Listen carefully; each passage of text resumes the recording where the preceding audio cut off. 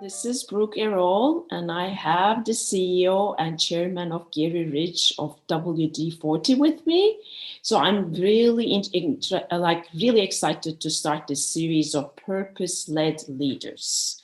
And I wanted Garry Ridge to be my first guest, and of course, being the yes person he said yes. So I'm glad to have him with us today.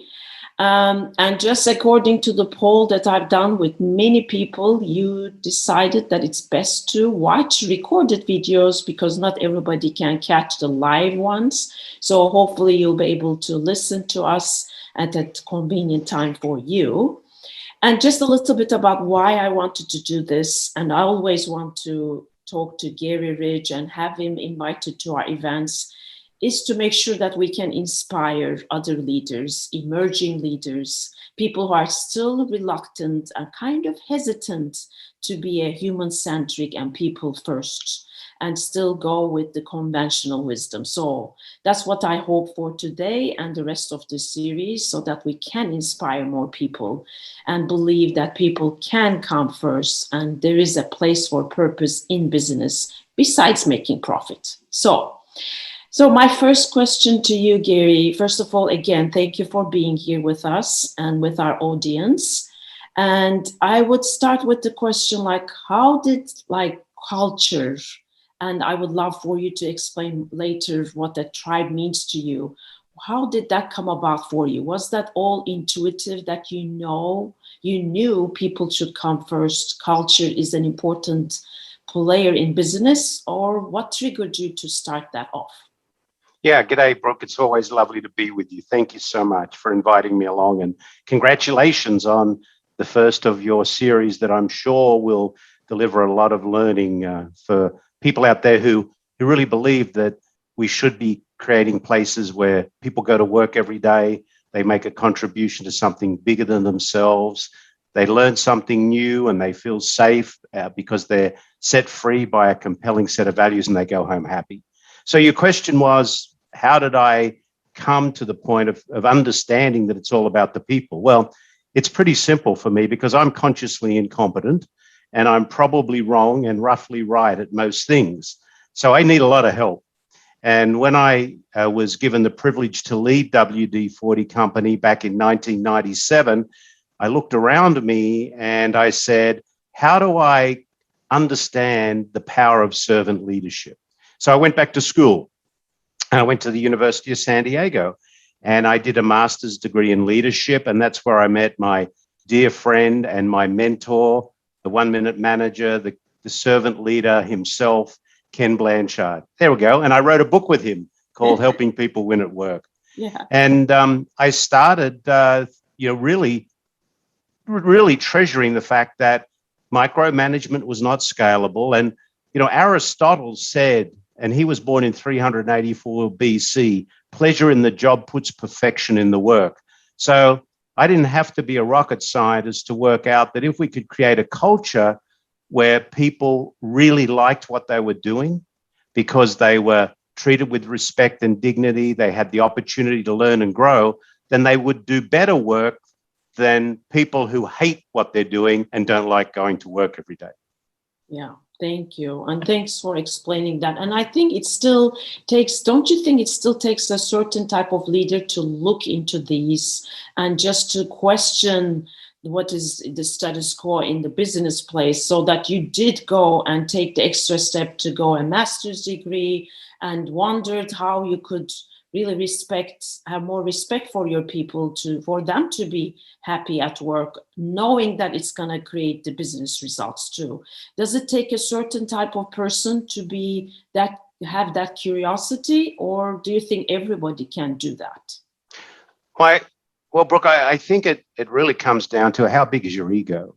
Yes. And it's the ego-driven, short-sighted, leaders who say it's all about me, me, me.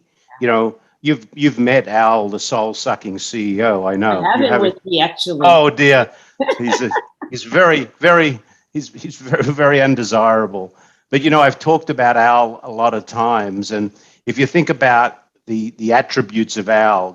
He has all the answers. He's corporate royalty. It's all about him. He doesn't think learning is important. It's not about developing people. It's all about how do I benefit short term. It's that sort of behavior that creates these toxic environments where no wonder people just don't like being there. And even more so as we've come through this COVID roller coaster.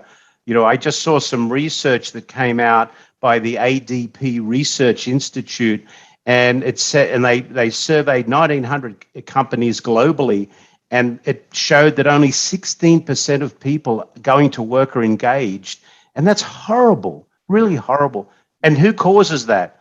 That little fella you got on your desk there, Al. Yes, yes. And I know you've always been humble and you always give credit to your people. And that's what I love about you, obviously. But it does really, the leader does impact the tone and how people work in an environment. So although you always give credit to your tribe, which is my next question, I think like how you see the world and how you see people, if you genuinely care about your people, it does make a difference for your people, right? It certainly does. And, another kind of moment in my life was many years ago. I was traveling, actually flying from Los Angeles to Sydney, and I was reading some of the Dalai Lama's work. And one of his quotes really hit me. He said, "Our purpose in life is to make people happy. If we can't make them happy, at least don't hurt them." And I thought, that's something to really take to heart, because a lot of leaders in organizations hurt people. And you're right. It's got to be the tone at the top. The fish rots from the head. We've heard that before. Yes. And we at WD-40 Company set a zero tolerance tone around it's all about the people. We're here to serve our people. That's why, as you probably know, we don't have any managers in the company. We're all called coaches. Yes. So, and a coach's job is to help the player play their best game and hopefully win sometimes. Yeah, and exactly like this is why I love this book too, because it's always about performance appraisals and why did this person not work so hard or everything, but you give the whole responsibility almost to the coaches so that people are successful. That's such a not so common practice in the workplace. And just brilliant. So hopefully people get to read that book too. And I'm gonna go back to the tribe, which I got to meet when I was in your offices. And your office is like, that's what I was telling Holly, your assistant too, saying, I can't believe that beautiful office is all empty because of the pandemic, because it gives such a good vibe. I want to work there, although I'm not your employee, right?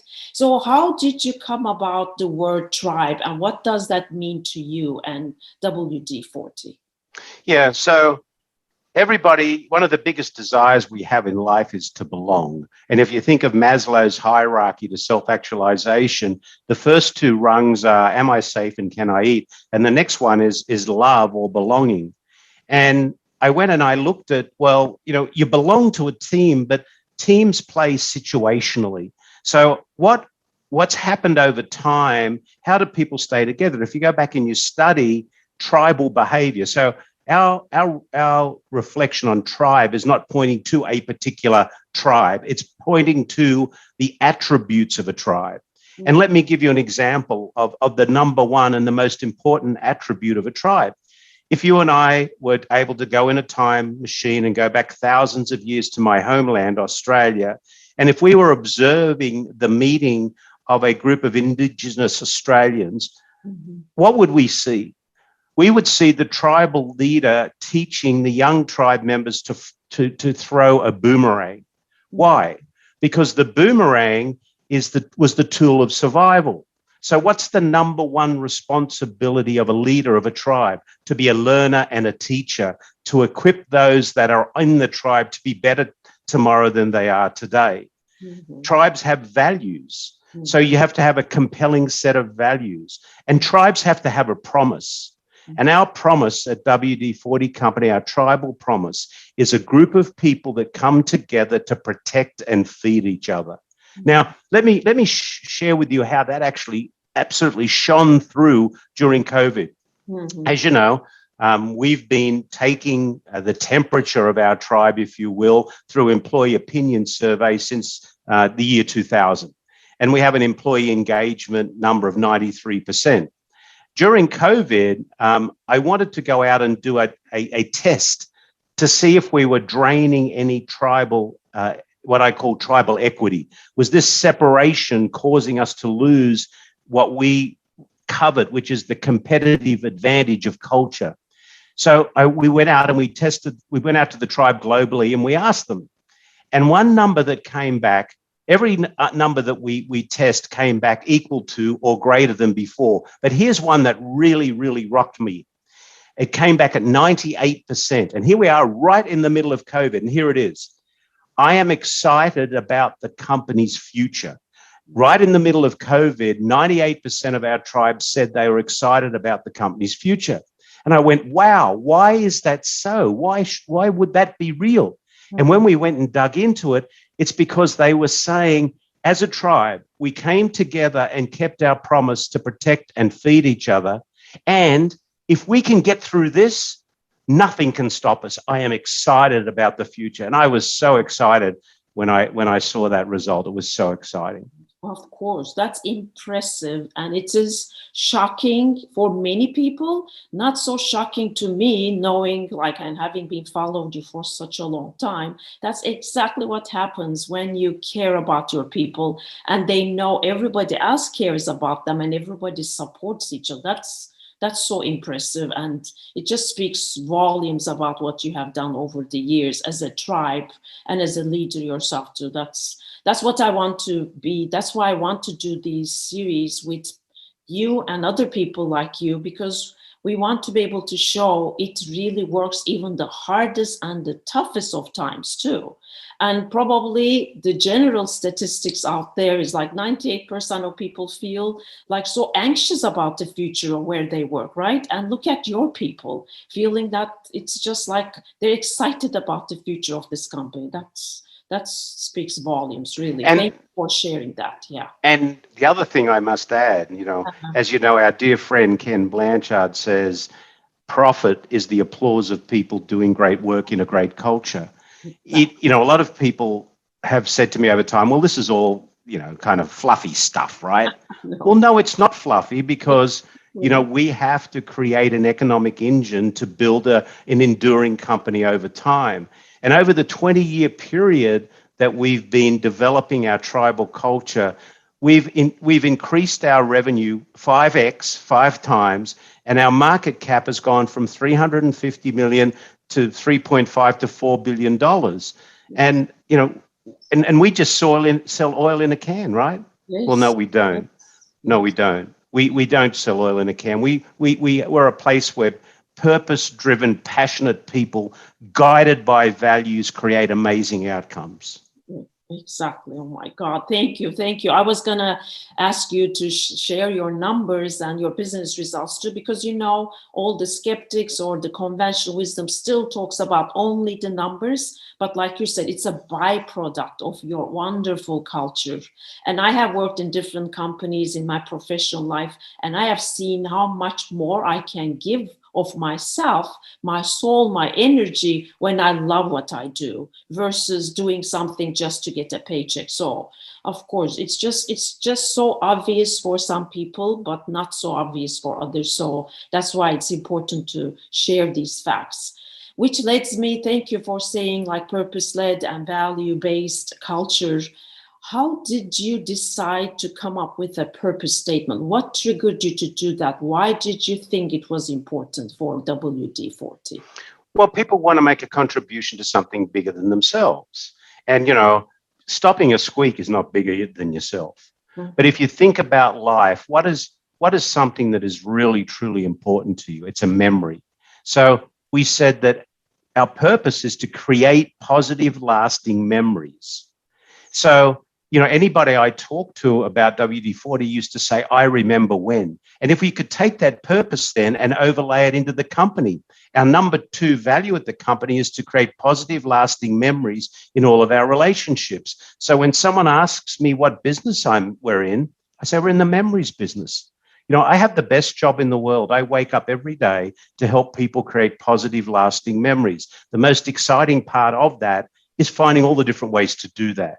So, you know, memories are so important to us. So that's why we said we have to have a purpose. We're in the memories business, and we have a just cause. Our just cause is a group of people who come together at work and at home to make life better.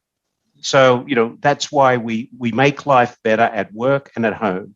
At work and at home for our customers and our end users, at work and at home for our tribe members who come to work every day. Yeah, thank you. A couple of things there that I want our audience to really hear out from you. One is that you come up with a purpose statement that has like very indirect ties with the product that you use. Yes, as people use their products everywhere in the house, at work, they will create the memories. Maybe they do. You always give good examples in other cases that they do it with their son, maybe creating a special moment that he will remember for a lifetime. But just the fact that you came up with a statement that says something about memories while you have this WD-40 product for repairs and maintenance is shocking to so many. Because when I go to companies and want to do a big session about how to create a purpose statement, they just want to do something really about the benefit of a product, which could be the case, but it's so like directly related and looking at what you thought is most important to people in their lifetime, not only at work, and making that part of your big culture is amazing. And the second thing that you said, which always resonates with me, is that you don't always think about your people at work. You always mention their livelihood, their fulfillment in their family. And we all know from statistics that if people are so unhappy at work, they bring all of that home. How can you not? And it's affecting all their families. Their children are looking at them, say, oh, work is all stressful, obviously. So they're not inspired by doing work either. So all of that speaks so much to my soul and heart, and I'm sure it does speak to a lot of our audiences today. So thank you for saying that and explaining. Yeah. Look, we want to send people home happy, because happy people create happy families. Happy families create happy communities. Happy communities create a happy world. And by goodness, we need a happy world. Yes. So business leaders have the biggest opportunity ever to change the world. Yep. And we can do it. We can do it. Yes. We just have to be committed to it. It's simple. It's not necessarily easy. You know, this is not, you know, I have an algorithm for culture, which is culture equals parentheses, values plus behavior times consistency. So you've got to have a compelling set of values. You've got to care about your people enough to be able to reward the great behavior, but be brave enough and care about them enough to redirect behavior that isn't in line with your values. And you have to do it consistently, day after day after day after day. And if you do that, you will build a strong culture. Yeah. And thank you. And you just nailed something that I was going to ask you. Like, can you explain the relationship between purpose statement that you came up with and your wonderful values that I saw that's on your walls? And it's not only framed on the walls like many companies do, it really is a living and breathing part of your culture. Can you explain it? Like, how did you come up with the purpose, and how did you think that values should follow it, or how do they tie with each other? Well, our values should be and are the written reminder of the only acceptable behavior within the organization. Mm-hmm. And what we wanted to do with our values is not only protect our people, but set them free. So that, remember, you know, we sell our product in 176 countries around the world. We have offices in 18 countries around the world. You know, if those offices had to wait to quack up the hierarchy to get some permission, we'd never get anything done, because the sun never sets on WD-40. It's always shining on it somewhere, someplace in the world. So we wanted a set of values that empowered our people to make any decision they want, as long as they rely on our values to do it. And that's really why we say micromanagement isn't scalable, but having values in place that empower people is very, very scalable. So now we say you can make any decision you want around the world, anywhere, anytime, as long as our values are your guide. And as you know, we don't make mistakes at WD-40 Company. We have learning moments. And the reason we call it a learning moment is one of the biggest, disablers of people in action is fear, because they're afraid of making a mistake. Well, guess what? We all make mistakes every day. So let's say that mistake is a learning moment. And if it's a learning moment, it has to be openly and freely shared with all people, the positive or negative. So I know you've heard our people in the building from time to time, I had a learning moment. It was this, it was that. We need to share it. If it's great, we need to share it and show people how they can use it. If it's not so great, we have to learn from it, look at what we need to do differently next time so that we, again, can move on. Yeah. And it does, like, even every time I hear it, although I heard it so many times that you call it learning moments, even gives me a sign, a feeling of relief, because I'm coming from cultures where it definitely was not a learning moment, but it was something hard on you. You had shame over it. You didn't know where to hide yourself. And then there's no creation and innovation in that kind of environment, right? When you say that, it just gives me like such a good pleasure, first of all, to hear that for your people and for any culture who can embrace that. Because otherwise, if you're so afraid and timid to make mistakes, there's going to be no creation of new ideas, I believe. So that's amazing. And thank you for bringing that up, really. Yeah. So, and I think the part that I really love about your office, which embraces your culture, I've never to this day seen an office that is such a great reflection of your culture, from the tribe, from the values. And what is really striking to me is that, like, if I think I go to anybody in your company, I think it will be easy for them to say what your purpose and values are, correct? It's not only framed and forgotten, it's a daily thing. Would that be correct to assume? Yes. Yeah, absolutely. I mean, because we live them every day. Yeah. We absolutely live them every day. So I know we don't have too much time and I can speak to you for hours, but a couple of last questions. One would be like, when there are so many different people who are going to listen to us, what would be some of the advice that you would give to an emerging leader who is really intuitively inclined to do what you did, but kind of still hesitant or reluctant because the big picture in the whole world still kind of awards the conventional wisdom and command control and hierarchy and just still calls this like some fluffy stuff? What would you recommend them? Believe Aristotle. Yes. Which was, really about pleasure in the job puts perfection in the work, and it's our role. You've got to have a structure.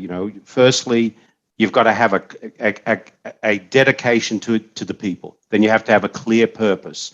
You have to have a set of values that will help keep you in your lane and keep others in the lane. Certainly, you've got to have a bold strategy, and you have to be bold at executing, and you have to have a real curiosity and hunger for learning. So these are the things that, again, get used to the three most powerful words you'll ever learn in your life. I don't know. Yeah, I know. Thank you. And you won't believe it, but I have never heard it until my early 30s in my lifetime. Not from my family, not from my workplace. And it was like such an unbelievable different concept for me that you can say that, especially in a work environment. So thank you. Thank you. Those are great advice that I'm sure new and emerging leaders will take. And what about these, like you would have the soul sucking here and the type A personality leaders? Do we have any hope for them? And I'm sure, being a CEO yourself, you sometimes get into circles with other CEOs who don't think exactly like you do. Is there anything we can do to change their mind? I have a great amount of hope that they will one day recognize that it's not all about them and it's not their ego that's going to win. Unfortunately, we won't. So let's not worry about them too much. Let's Okay. just do what we can to create the environment that we know is going to empower the people and really build a strong business over time. Yes, thank you. Thank you. And thanks for all your teachings. Thanks for your everyday servant leadership. Thanks for being a great example of our times. And I know your legacy will be great forever to come with your books and your articles and your presence and with the people that are working with you, because I'm sure they will pass it on to the next generations because they saw the impact on them. So before I let you go, any last word or anything that I didn't ask you, which you think is important could be important for our audience? Life's a gift. Don't send it back unwrapped. Thank you. That's such a great closing. Okay. Thank you, Garry Ridge. Thank you for being with us, and have a wonderful week. Have a wonderful time, and he will keep on following you and all the great work that you do. And thank you for your humbleness and all the wonderful things that you shared with us today. Thank you. Thank you, Brooke. You do a great job of helping people find that there is a great way to lead. You're special. Thank you so much. Thanks for saying that.